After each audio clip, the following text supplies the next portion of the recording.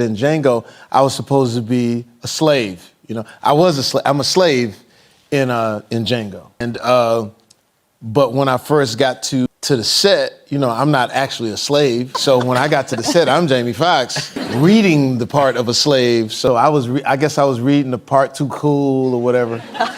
You know, I'm a slave. What's happening with it?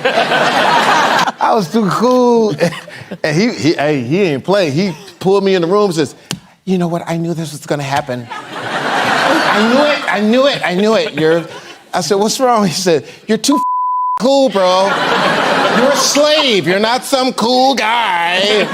I said, "What you mean?" He said, "You come in with your Louis bag and your Range Rover that you drove here in." And he says, "You're not gonna be able to do the character unless you let all of that go and be the slave."